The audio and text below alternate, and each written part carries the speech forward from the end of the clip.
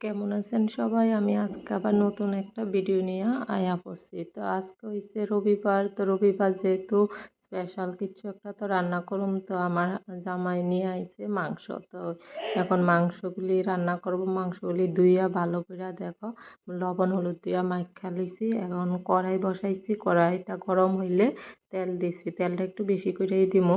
তো আজকে মাংসটা একটু অন্যরকমভাবে রান্না করুম। তোমরা সবাই দেখো, ভালো লাগবে। এভাবে রান্না কইরা ট্রাই কইরা দেখো, খাইতে খুব ভালো লাগে, টেস্টি হয়। তো তেলটা গরম হয়ে গেছে। এখন লেগ পিসটি ভাজলামও ভালো কইরা। লেগ পিসটি ভালো করে এখন ভাজে নিমো আর কি। তো এই দুইটা লেগ পিস ছিল, লেগ পিসটি ভাজতেছি।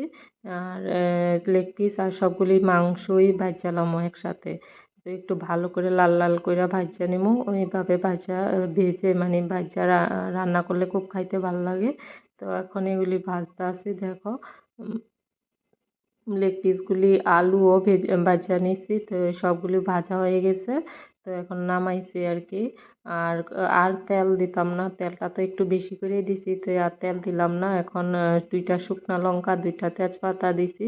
আর এদিকে পেঁয়াজ কুচি কইরা রাইখা দিছিলাম। পেঁয়াজ কুচিগুলি এখন দিয়া দিমু মরিচগুলি লাল হইলে আর কি। তো এখন পেঁয়াজ কুচিগুলিও দিয়া দিছি। এখন পেঁয়াজ রসুন ছিল, গোটা রসুন আস্তা 4-5 কোষ আসলো, এগুলিও দিয়া দিছি। তো এখন পেঁয়াজটি ভালো করে লাল লাল করে ভাজা নিমু।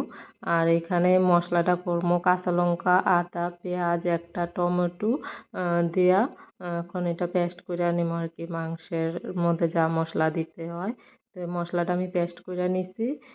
তো কাঁচা লঙ্কা দিয়েছি 8টা, পেঁয়াজ একটা, আর রসুন একটা, আর একটা টমেটো দিচ্ছি। আর এখন এই যে পেঁয়াজটিও হয়ে গেছে, এখন মশলাটা দিয়ে দিব। তো এই মশলাটা ভালো করে কষায় নিব।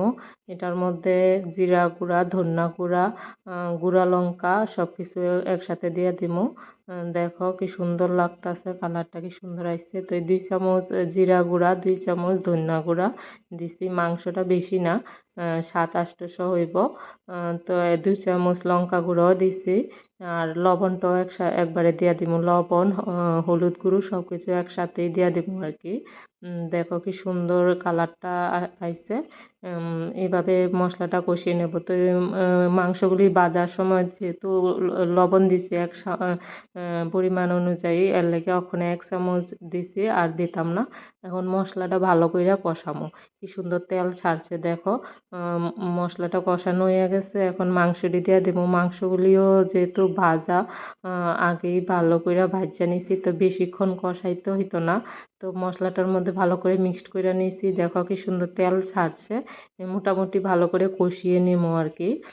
কষাইলে তারপরে কষানো হইলে এরপরে জল দিয়ে দেবো। দেখো কালারটা কি সুন্দর আইছে, তেলও ছাড়তে আছে। তো আবার একটা গোটা টমেটো 4 টুকরা করে দিয়েছি। আমার তো খাইতে ভালো লাগে, এর লেগে দিছি। আবার আর একটা তো পেস্টে দিছিলাম। আর এখানে দেখো কালারের জন্য কাশ্মীরি গুঁড়া লঙ্কাটা দিয়ে দিছি, কালারটা খুব সুন্দর আইব।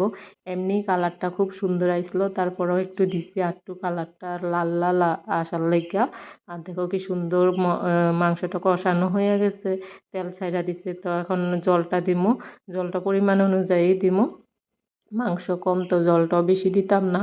তো জল দিয়ে দিলাম। আর দেখো কালারটা জাস্ট একটু দেখো, কালারটা কি সুন্দর কালার আইছে, দেখে খাইতে ইচ্ছা করে না। তো এখন ঢাকা দিয়ে দিমু, মাংসটা সিদ্ধ হইব। দেখো ঢাকা দিয়ে দিলাম, মাংসগুলি সিদ্ধ হচ্ছে। আবার ঢাকাটা দিয়ে দিলাম। আর এখন প্রায় সিদ্ধ হয়ে গেছে, ঝুলও কমে গেছে। এখন গরম মশলা দিছি 1 চামচ, আর চিনি দিমু একটু, তাইলে খাইতে ভাল লাগে। তারপরে ঝোলটা যখন কমে যাবে তখন নামায় নিমো আর কি। তো মাংস রেডি কমপ্লিট, এখন নামায় নিছি। আর কালারটা দেখো জাস্ট কি সুন্দর হয়েছে, আর খাইতে খুব দুর্দান্ত হয়েছে। তোমরাও যদি আমার রেসিপিটা ভাল লাগে, তোমরাও ট্রাই করে দেখতে পারো। তোমার কাছেও ভালো লাগবো আশা করি। আর এভাবে মাংস তো সবসময় নর্মালি মাইখেই রান্না করি, এবার মাঝে মধ্যে এভাবে ভেজে ভাজা রান্না করি। এইভাবে ভেজে রান্না করলেও খেতে খুব টেস্টি হয়। আর একটা মাংস ভাঙেনি, দেখো গোটা গোটা ছিল। তোমরাও ট্রাই করে দেখতে পারো যদি আমার এই রেসিপিটা ভালো লাগে। আর আমার ভিডিও কেমন লাগে কমেন্টে জানাইবা। আজকের জন্য টাটা, বাই বাই। দেখা হইব পরের ভিডিওতে। Bye bye.